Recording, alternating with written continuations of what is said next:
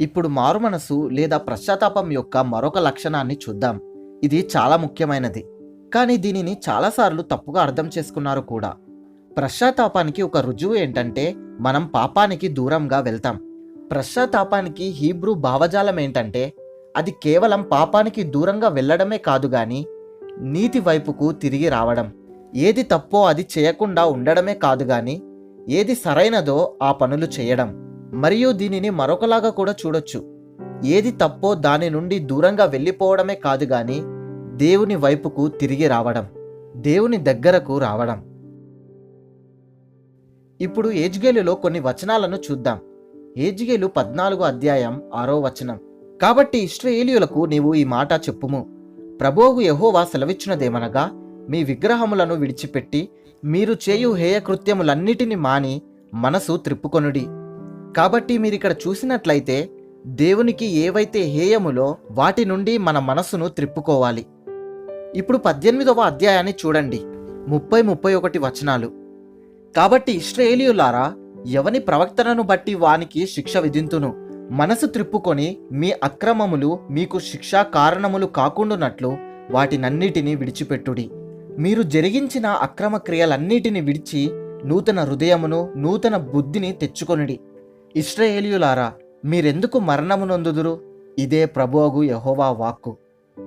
ఇప్పుడు మనం మన మనసులను నిజంగా మార్చుకుంటే, మనలో ఏదో దుష్టత్వం ఉంది అని గమనిస్తే మనం నిజంగా దాని విషయమై చింతపడతాం, సిగ్గు చెందుతాం, దాని నుండి దూరంగా వెళ్ళిపోతాం మరియు సరైన దాని వైపు తిరుగుతాం.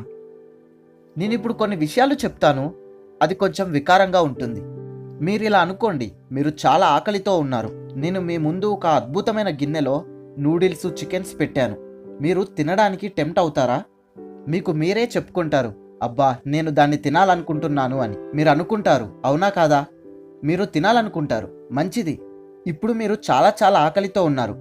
అయితే నేను మీ ముందు వాంతితో ఉన్న గిన్నెను పెట్టాను. మీరు దానిని తినాలని టెంప్ట్ అవుతారా?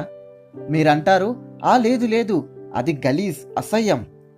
కానీ మీకు తెలుసా, కుక్క తినాలనుకుంటుంది, దాని యందు ఆనందిస్తుంది. పంది తినాలనుకుంటుంది, దాని యందు ఆనందిస్తుంది. కానీ నువ్వెందుకు ఆనందించలేకపోతున్నావు? ఎందుకంటే నువ్వు కుక్కవి కావు, నువ్వు పందివి కావు, నీకు వేరే స్వభావం ఉంది. అదే నీకు జరుగుతుంది నువ్వు రక్షించబడినప్పుడు. నీకిప్పుడు కొత్త స్వభావం వస్తుంది. నేను ఒకసారి రోమానియాలో ఉన్నప్పుడు ఒక గ్రూప్ ప్రజలతో చెప్పాను, క్రైస్తవులారా, మీకు నచ్చింది మీరు చేసుకోవచ్చు అని. అయితే నా పక్కన ఉన్న ట్రాన్స్లేటర్ దానిని ట్రాన్స్లేట్ చేయలేదు. నేను కొంచెం రోమానియాని అర్థం చేసుకుంటాను. అయితే నేను గ్రహించాను అతను ట్రాన్స్లేట్ చేయలేదు అని. కాబట్టి నేను అతనితో చెప్పాను, ట్రాన్స్లేట్ చేయండి అని. అతడు అన్నాడు, నేను దానిని ట్రాన్స్లేట్ చెయ్యను అని. నేను మరలా చెప్పాను, ట్రాన్స్లేట్ చేయండి అని. మేము అలా వాదించుకుంటున్నాం చర్చిలో అందరి ముందు. చివరికి అతడు ట్రాన్స్లేట్ చేశాడు. నేను చెప్పాను, క్రైస్తవుడు తనకు నచ్చింది చేయొచ్చు అని. ఎందుకంటే ఇప్పుడు ఆ క్రైస్తవుడికి కావాల్సింది మారిపోయింది. మనకిప్పుడు దైవికమైనవి కావాలి. మరియు కొన్నిసార్లు మనం మోసపుచ్చి శోధనలో పడొచ్చు. మనం వాంతి దగ్గరికి తిరిగి రావచ్చు. కానీ మనం దాని దగ్గరికి వస్తున్నప్పుడు మనకు తెలుస్తుంది అది అసహ్యమైనదని. మనం దానిని తిన్నా మింగలేము మరియు మనం సిగ్గు చెందుతాం, ఎందుకంటే మనం నిజంగా నూతన సృష్టి అయ్యాం. ఇప్పుడు మనం పాత నిబంధనలో నుండి ఈ వచనాలను బయటకి తీశాం, కానీ మనం ఈ బోధను కొత్త నిబంధనలో కూడా చూడగలం. బాప్తిసమిచ్చు యోహాను పరిసయ్యులతో చెప్పాడు, మారు మనసుకు తగిన ఫలము ఫలించుడి. నువ్వు నిజంగా మారు మనసు లేదా పశ్చాత్తాపం చెందితే నువ్వు వేరే మార్గంలో జీవిస్తావు. యేసు చెప్పారు, ఈ ప్రజలు పెదవులతో నన్ను గనపరచుదురు గాని వారి హృదయము నాకు దూరంగా ఉంది అని. ఇప్పుడు ఆయనకి ఎలా తెలుసు వారి హృదయం ఆయనకు దూరంగా ఉంది అని? ఎందుకంటే వారు ఆయన వాక్యాన్ని తిరస్కరించారు. ఇప్పుడు మనం ఒక విషయాన్ని గురించి మాట్లాడుకుందాం. అది చాలా చాలా పెద్ద సమస్యగా మారవచ్చు. ప్రజలు నా దగ్గరికి వచ్చి ఇలా చెప్తారు, బ్రదర్ పాల్, నేను అనుకుంటున్నాను నేను రక్షించబడలేదు. నేను వారిని అడుగుతాను ఎందుకు అని. వారు చెప్తారు, నేను ఒక పాపం నిమిత్తం పశ్చాత్తాప పడతాను, మరలా అదే పాపంలో పడిపోతాను. నేను ఒక పాపం నిమిత్తం పశ్చాత్తాప పడతాను, మరలా అదే పాపంలో పడిపోతాను అని. ఇప్పుడు ఒక వ్యక్తి పాపం పైన ఎప్పుడు విజయం పొందలేకపోతే నశించిపోయారు అనడానికి అది ఒక సూచన.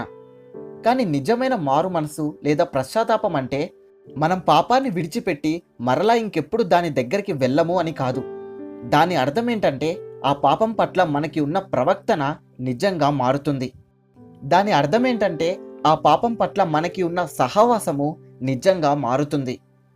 మీకు ఉదాహరణ ఇస్తాను. ఒక తప్పిపోయిన వ్యక్తి పాపంతో తన స్నేహితుడిలాగా నడుస్తాడు. పాపము ఇంకా ఆ వ్యక్తి ఒకరిపైన ఒకరు చేతులు వేసుకొని నడుస్తారు. అయితే ఒక వ్యక్తి క్రైస్తవుడిగా మారినప్పుడు క్రైస్తవుడు ఇటువైపు నడుస్తాడు, పాపం అటువైపు నడుస్తుంది. కొన్నిసార్లు వాళ్ళని వాళ్ళు లాగుకుంటారు. అక్కడ ఒక కొట్లాట జరుగుతుంది. కాబట్టి ఆ కొట్లాటను బట్టి మనం చెప్పొచ్చు ఆ వ్యక్తి నిజంగా క్రైస్తవుడు అని. మీరది చూసారా? కాబట్టి ఒక యవనస్తుడు మీ దగ్గరికి వచ్చి చెప్పొచ్చు, నాకు తెలుసు నేను తప్పిపోయిన వాడను, నశించిన వాడను. ఎందుకంటే నేను ఈ పాపాన్ని బట్టి పశ్చాత్తాప పడతాను, నేను దానిని ద్వేషిస్తాను, ఒప్పుకుంటాను. కానీ 3 రోజుల తర్వాత నేను మళ్ళీ అదే పాపాన్ని చేస్తున్నాను అని. మీరు అలాంటి వారిని ప్రోత్సహించాల్సిన వారై ఉన్నారు. ఒకవేళ వారు క్రైస్తవులు అయితే గొప్ప విజయాన్ని అనుభవిస్తారు.